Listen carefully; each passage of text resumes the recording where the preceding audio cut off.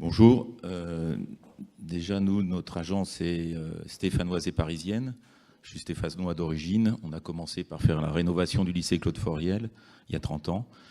Et depuis, on n'a fait que des concours. On n'a aucune commande privée, que des concours pour des bâtiments d'enseignement de l'école primaire, de l'école maternelle jusqu'à l'université. La dernière opération dans la région, c'est le lycée agricole Georges Sand à Yssingeaux, qui est à plus de 300% en tout bois, qui a été une opération assez complexe avec les utilisateurs qui étaient sur place. Et puis, progressivement, dans d'autres régions, on participe à des concours. Donc, celui que je vais vous présenter, c'est celui du lycée Simone Veil à Liffré pour la région Bretagne, où sur ce challenge, on avait quand même des agences comme 2, 3, 4 en face de nous, une opération tout en BIM, un rendu en APS, et on a choisi, comme sur beaucoup de nos projets, la mixité bois-béton. Tout d'abord, donc, c'est un terrain qui est quand même une des extensions si je reviens en arrière, pardon, de la ville de Liffré.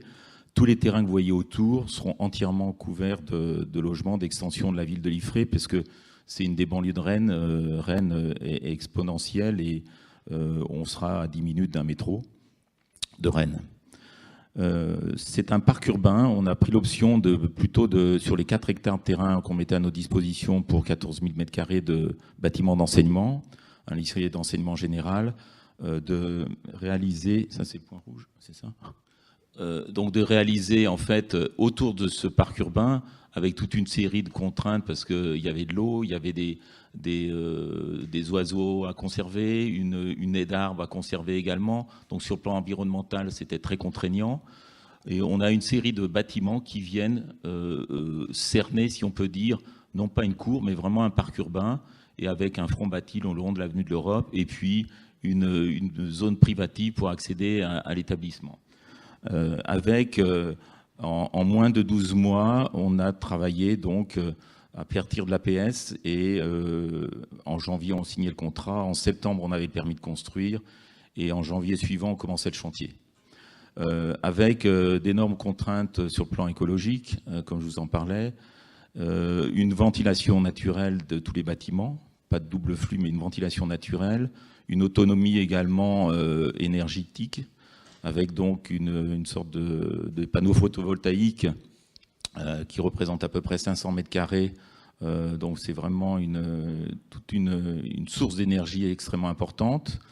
Des rues intérieures, donc tous les bâtiments d'enseignement se retrouvent avec des espaces intérieurs assez conséquents, et on voit ces éléments-là qui sont devenus des éléments architecturaux, c'est-à-dire c'est des sheds qui nous servent de support pour les panneaux photovoltaïques, d'apport de lumière en fond de salle de classe, apport de lumière dans les rues intérieures, ventilation naturelle également.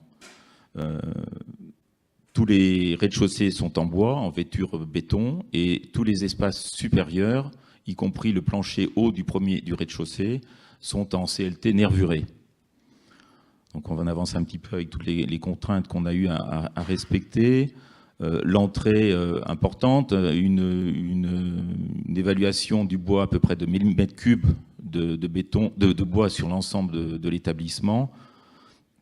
Et bien sûr, un travail, je dirais, collaboratif. Quand on parle de BIM, il faudrait vraiment que les élus arrêtent de penser que c'est pour faire de belles perspectives, parce que je ne les trouve pas tellement sexy, mais ces perspectives, mais ça impose à tous les membres de l'équipe. On est quand même, vous verrez à la fin, une dizaine de bureaux d'études.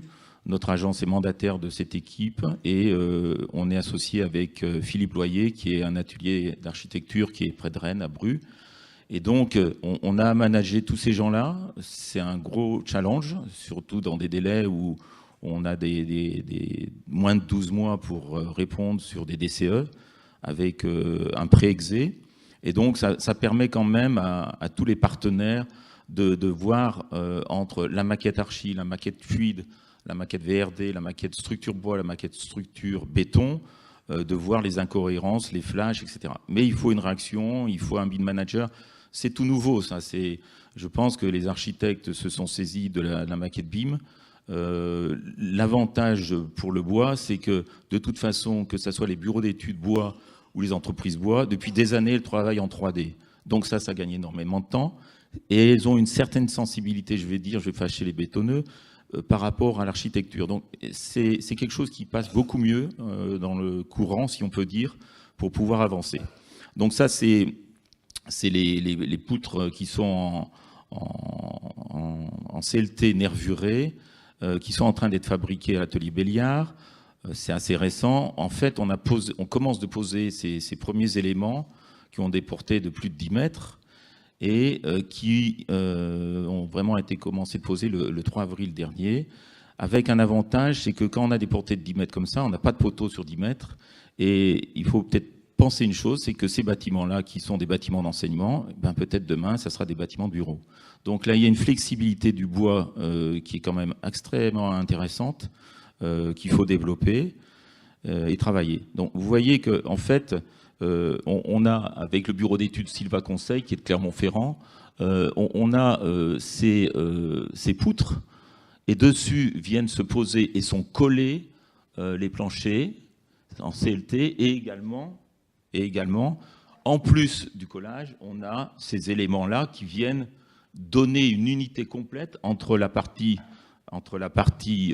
horizontale et ces poutres. Donc on est vraiment avec une résistance et une portée importante. Là, on voit tous les murs bois. Donc actuellement, l'ensemble des 14 000 m² est presque terminé en atelier. Donc le bois, l'ensemble des éléments arrive progressivement sur le site. Autant les façades donc extérieures que les façades intérieures. Oublions pas l'acier parce que c'est des éléments de connexion extrêmement importantes. Il y en a des centaines et des centaines, je ne les ai pas comptés, parfois complexes, mais tout ça également, quand vous voyez des pièces comme celle-ci, il faut bien sûr les travailler en 3D. Vous voyez actuellement donc toutes les ossatures béton, les murs de contreventement, les blocs ascenseurs ou les blocs escaliers sont terminés sur le site. Et donc on a déjà des planchers en CLT nervuré qui ont été livrés, posés. Là, c'est la rue intérieure. On voit des espaces. Voilà, nous sommes dans la rue intérieure. Et également, là, cette rue, elle fait plus de 10 mètres de large. Les salles de classe, on retrouve 10 mètres de ce côté-là, et puis 10 mètres de l'autre côté. Là aussi, les façades intérieures sont en mur à ossature bois. Je vais très vite, hein, c'est malheureux, mais c'est comme ça. Mais voilà, donc on avance sur ces éléments-là avec tout ce mécano qui se met en place. Avec un chronomètre qui tourne, puisque on a commencé en janvier de cette année et on va finir en juin de l'année prochaine. Voilà.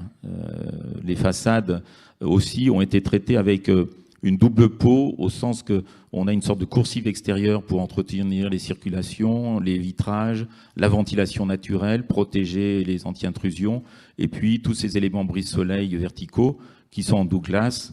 J'ai une vie sentimentale très importante avec le Douglas, parce que c'est le Douglas, il y en a énormément dans la région, donc c'est vraiment important.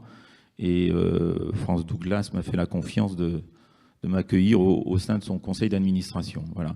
Et on a travaillé énormément en Douglas sur Yssingeaux. Voilà, c'est coursive avec des nœuds complexes, puisqu'on a du métal qui se raccroche sur le haut du béton, et puis vous avez les CLT qui commencent ici. Donc ça a été l'objet de nombreuses mises au point avec les entreprises qui avaient les exés finales pour le réaliser actuellement. Voilà la rue intérieure, les perspectives de la rue intérieure, où bien évidemment l'ensemble des parois seront travaillées avec du bois. On a tout un travail donc sur ces ventilations.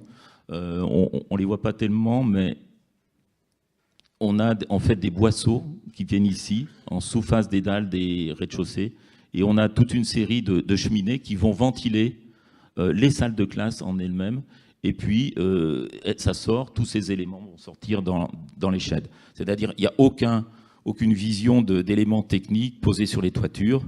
On voit cette rue intérieure qui passe d'un bâtiment à un autre, et donc avec tout le travail des façades que l'on va avoir, qui vont mixer le bois, des parties plus absorbantes, et avec, bien évidemment, à l'intérieur, vous avez en pleine terre des éléments permettant d'accueillir les arbres plus tard, et toutes les les caissonnages, c'est ça la 3D qui nous a aidé énormément, parce qu'il a fallu voir et revoir avec le bureau d'études fluides, bon, parce que ça passe toujours très très bien à l'esquisse, mais après ça passe de moins en moins bien.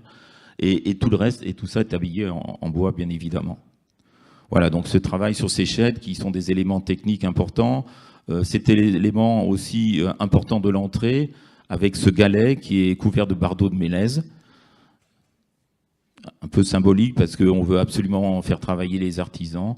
Ils sont en train de les sélectionner pour poser cette forme-là assez complexe en 3D, qui sert de salle de réunion, qui va être une salle polyvalente également, qui va être utilisée par la ville de Liffré. Voilà, et la centrale photovoltaïque de 500 mètres carrés que vous avez vue tout à l'heure. J'avance très rapidement la vue intérieure, le panneau de chantier parce qu'il y a beaucoup de monde, je peux pas. Et puis un petit clin d'œil en disant bravo à la filière bois, puisque l'année passée on avait fait les totems du Forum international du bois. Et là aussi, en 2 mois, toute la filière s'est mobilisée, tout à fait bénévolement, pour aboutir à ces éléments-là, qui étaient vraiment, avec les compagnons du devoir, un symbole très fort sur l'efficacité de la filière bois. Voilà, merci à vous.